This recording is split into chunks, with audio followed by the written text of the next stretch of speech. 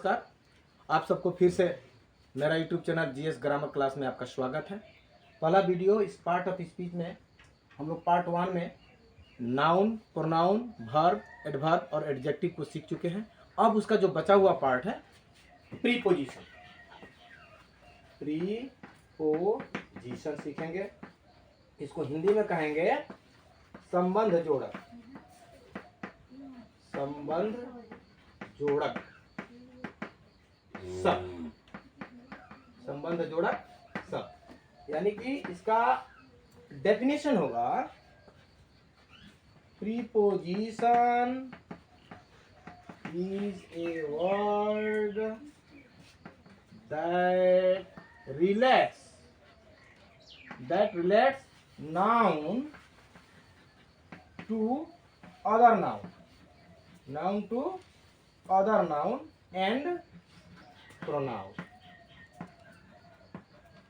यानी कि प्रीपोजिशन वह एक शब्द है जो हमें संज्ञा को संज्ञा से जोड़ता है, चाहे वर्ब को दूसरे संज्ञा से जोड़ता है। उदाहरण के रूप में हम लोग यहां पर लेंगे as for example he goes to school and one more example the book is on the table. यानी कि प्रीपोजिशन जो होता है पोजीशन के पहले, यानी किसी भी ऑब्जेक्ट के पोजीशन के पहले जो वर्ड यूज करते हैं उसको हम लोग प्रीपोजिशन कहते हैं। ये देखिए ये वर्ब है, वर्ब और स्कूल के बीच में जो रिलेशन को स्थापित करता है वो है हम लोगों का टू, तो ये हम लोगों का प्रीपोजिशन हुआ। The book is on the table, book का पोजीशन कहाँ पर है? टेबल के ऊपर में, तो ये जो अन है, अन हम लोगों का प्रीपोजिशन हुआ, यानी कि संबंध को जोड़ता है। संज्ञा से संज्ञा का सर्वनाम, संज्ञा से संज्ञा को जोड़ सकता है, संज्ञा को वर्ब से जोड़ सकता है, वर्ब को दूसरे ऑब्जेक्ट से जोड़ेगा, यानी कि संबंध को स्थापित करने वाला शब्द को प्रीपोजिशन कहते हैं, जो पोजीशन के पहले बैठता है। ठीक है, जैसे कि एक बोतल में पानी है तो हम लोग क्या कहेंगे? The water is in the बोतल, यानी कि पानी का पोजीशन कहाँ है? बोतल के भीतर है, तो we can say that the water is in the बोतल। I think preposition clear. अब हम लोग चलते हैं दूसरा पार्ट पर।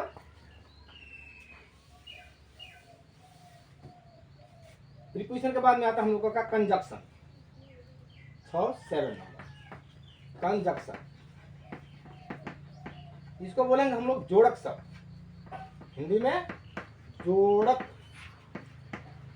शब्द। जो इसका डेफिनेशन देते हैं, conjunction is a word that combine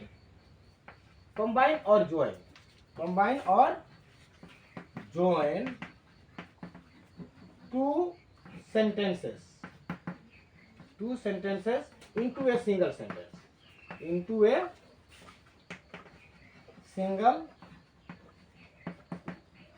sentence। ये सेंटेंस को भी जोड़ेगा और वर्ड को भी जोड़ेगा, इसको हम लोग क्या कहते हैं? कंजंक्शन, यानी कि संबंध जोड़क शब्द, जोड़क शब्द, ज्वाइनिंग वर्ड।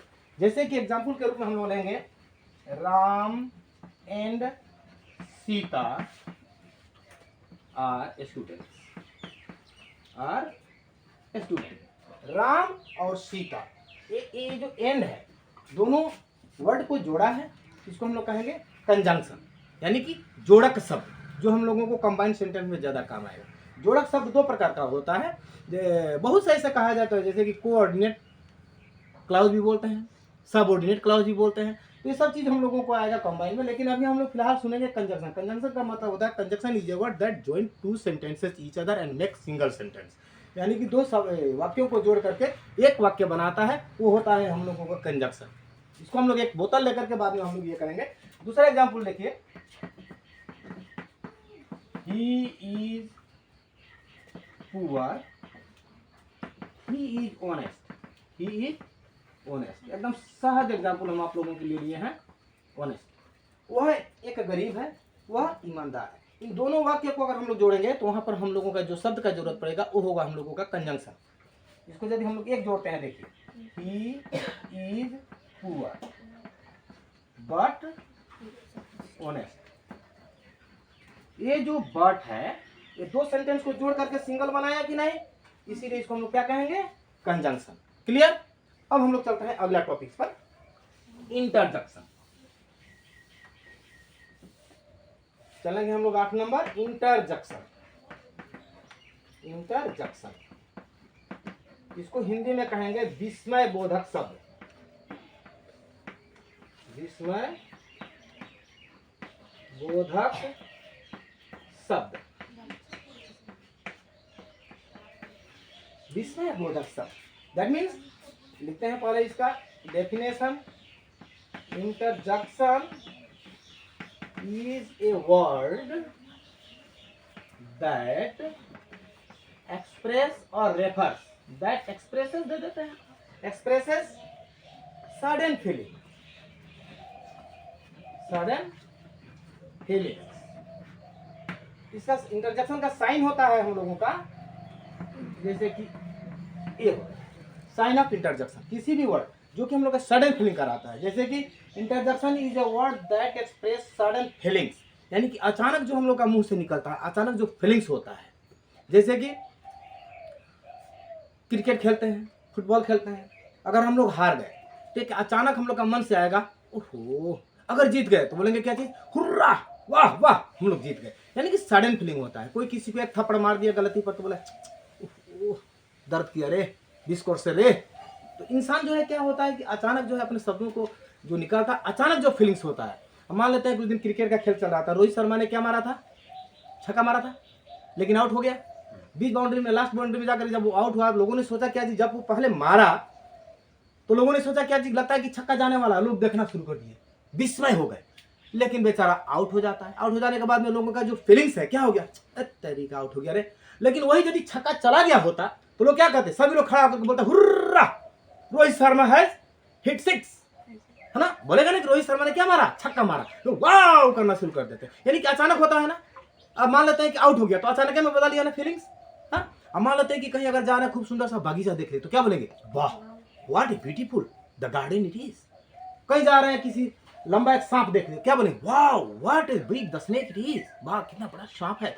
यानी कि जो हम लोग का सडन फीलिंग जो एक्सप्रेशन होता है वो होता है हम लोगों का इंटरजेक्शन। फॉर एग्जांपल, ओह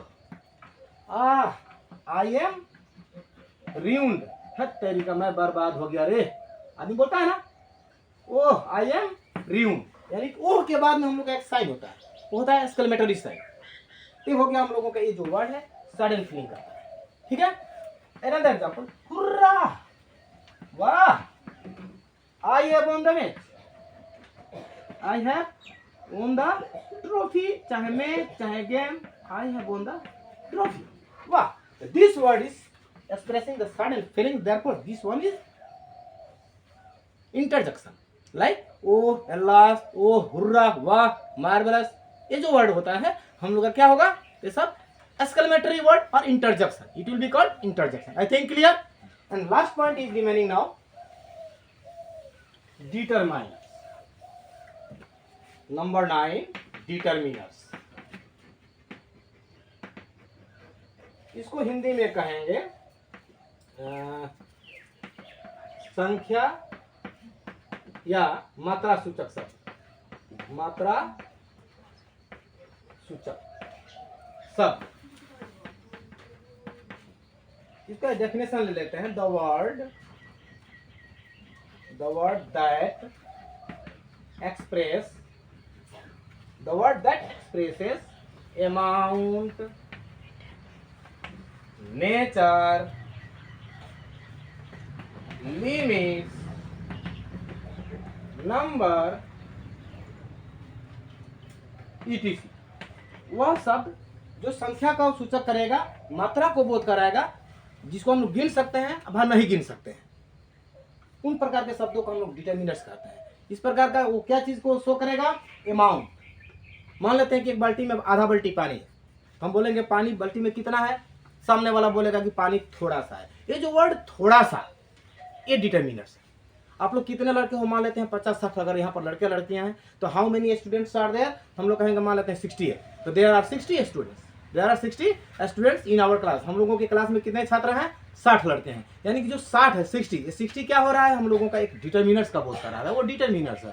हाँ, मैंने बहुत सारा मेरे पास सामान है, यानी कि हम लोग कहेंगे lots of things I have, यानी कि जो लॉट्स ऑफ है, ठीक है ना। Much, many, more, few, a few, little, a little, a an the, ये सब हम लोगों का क्या है, आर्टिकल्स।